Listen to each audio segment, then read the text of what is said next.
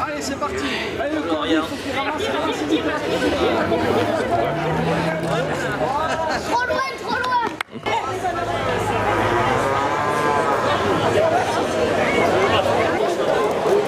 La dame, elle la tient.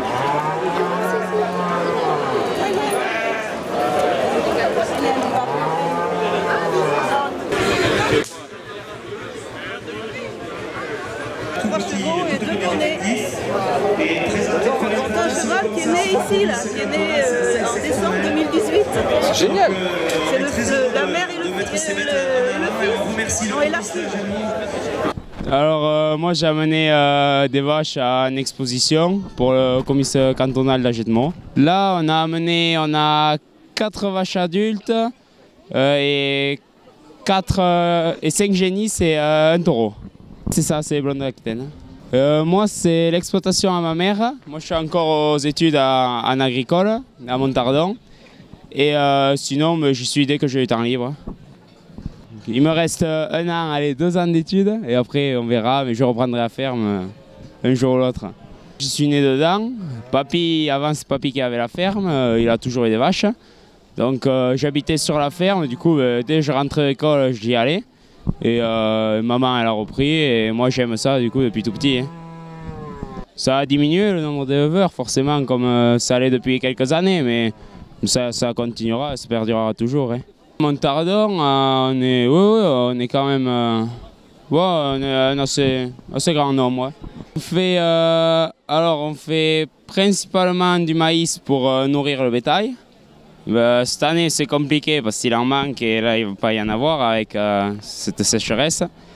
Et on fait aussi pas mal de foin et d'enrubanné, donc du foin humide, qui est pour nourrir les bêtes aussi.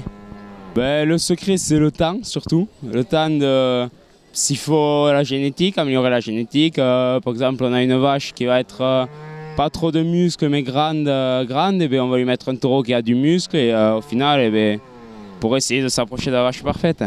Nous on a un taureau, enfin là on a un jeune, le vieux on l'a plus, un jeune qui va bientôt saillir, il va s'y mettre cette année. Et sinon c'est l'insémination qui a un catalogue de taureaux. Un panache de taureau qui est assez diverti, il prend un peu de tout.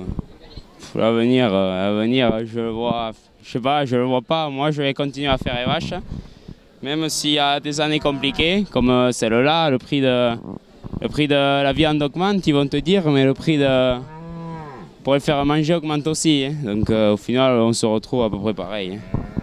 Je suis super content, je reviendrai les autres années. Et ouais, c'est super, il y a plein de vieux tracteurs, différentes races de vaches, ils essaient de faire le maximum. Donc il y a du monde, il fait beau, c'est chouette.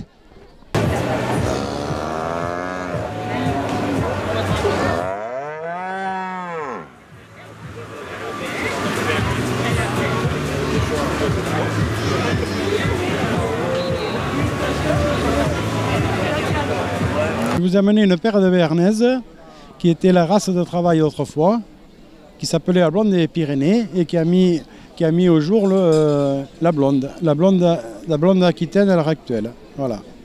C'est une race qui était en voie de disparition et qui remonte tout doucement et on va arriver à 500 bêtes à la fin de l'année et c'est vraiment pas beaucoup. Je fais partie de l'association de la béarnaise qui a le siège à Oloron.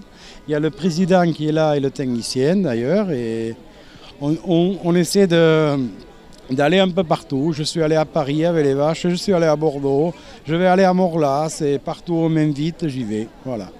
Et bien, je l'avais toujours dit que toute ma vie j'étais agriculteur. J'ai eu jusqu'à 90 blondes et j'avais toujours dit qu'à la retraite, je mettrais une paire de vaches jouques. Je ne savais pas encore quelle race.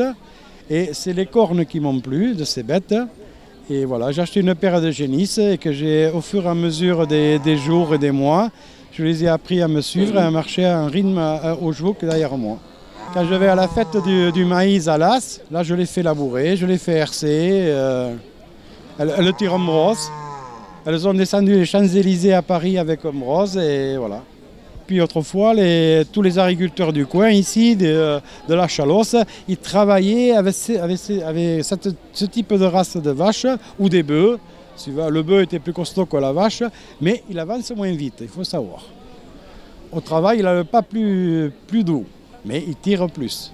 Il y a pas mal de jeunes qui à l'heure actuelle, ils achètent des béarnaises et ils nous suivent parce qu'on a démarré avec 130 vaches et on va être à 500 à la fin de l'année.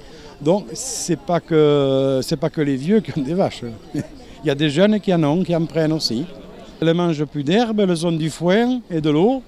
Et c'est tout ce qu'elles ont pour vivre. Et l'hiver, il va être très très long cette année. Parce qu'on a commencé au mois fin mai à donner du foin et jusqu'au mois de mai l'année prochaine, ça va faire un an nourri au foin. Alors là, les stocks ils vont être petits, il faudra racheter du foin et on fera le nécessaire pour sauver les bêtes. À Agenmo, je trouve très très bien accueilli. Je suis allé à Mou il y a 15 jours, j'étais bien accueilli, mais il y avait nettement moins de bêtes qu'ici quand même.